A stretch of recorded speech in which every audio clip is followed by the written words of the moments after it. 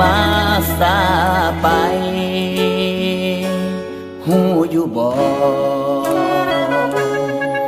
ตอนอายบ่มีเขาและเจ้าไปอยู่ใส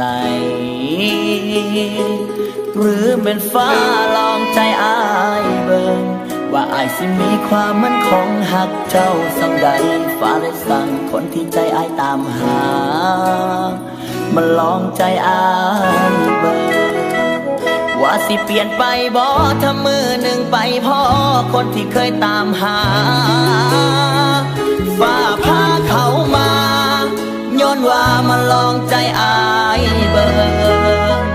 ว่าสิเปลี่ยนไปบ่ถ้ามือหนึ่งไปพ่อคนอายเคยฝันสุดท้ายมีแต่หอยว่างเปล่าฝากตัวให้ปวดร้าวโอ้ยบันบ่แม่นดอกสิทิมเขาไปผู้เก่ามาแสนดีแทนน้องอีลานี้ก็เป็นคนที่รอตามหามานานความหักเจ้าเอ๋ยยามฟ้าลิขิตตัวให้เฮาอยากสวนทางความหักเจ้าเอ๋ยเป็นทางขนานบ่มีมือเป็นไปได้ดอกผิดเป็นอ้าย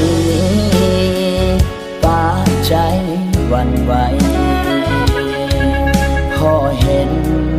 คนใหม่ที่ใจเคยตามหาแม้นเจ้าไปลีอยู่ไสมาอายนำหาบ่เคยได้เห็นหน้าเจ้าเข้ามาตอนอายมีเขามันบ่แม่นดอกว่าสิเปลี่ยนไปบ่ถ้ามือหนึ่งไปพอคนที่เคยตามหาฟ้าพาเขามาย้อนว่ามาลองใจอายเบิ่งว่าสิเปลี่ยนไปบ่ถ้ามือหนึ่งไปพอคนอายเคยฝันสุดท้ายมีแต่หอยว่างเปล่าฝากตัวให้ปวดร้าวโอ้ยมันบ่แม่นดอกสิทิมเขาไปพวกเก่ามาแสนดีแทนน้องอีลานี้ก็เป็นคนที่รอตามหามานานความหักเจ้าเอ๋ยยามฟ้าลิขิตตัวให้เฮาอยากสวนทางความหักเจ้าเอ๋ยเป็นทางขนานบ่มีมือเป็นไปได้ดอกไอ้แซกไอ้สำบายดีบ่ไอ้ก็คือเก่าล่ะแล้วตัวล่ะเป็นจังไดไอ้แซกไอ้มีผู้สาวแล้วเป็นบ่ตัวสิมาหยังตอนนี้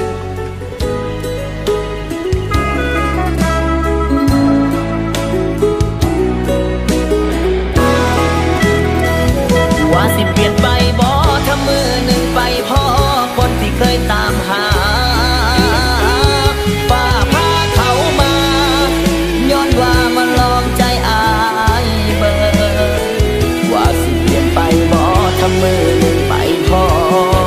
คนอายเคยฝันสุดท้ายมีแต่หอยว่างเปล่าฝากตัวให้ปวดร้าวโอ้ย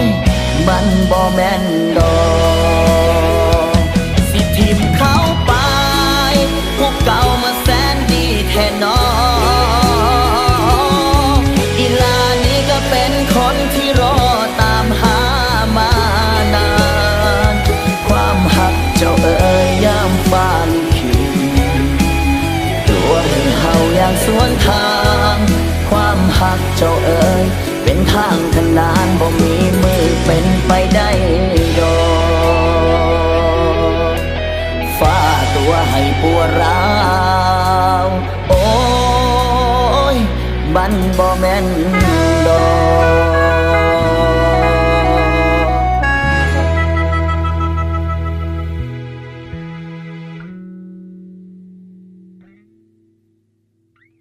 สิทิมเขาไปพวกเก่ามาแสนดีแทนน้องอีลานี้ก็เป็นค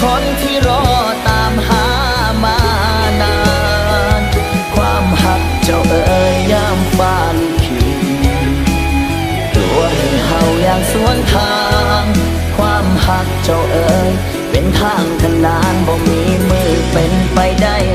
ดอกฟ้าตัวให้ปวดร้าวโอ้ยบันบ่แม่นดอก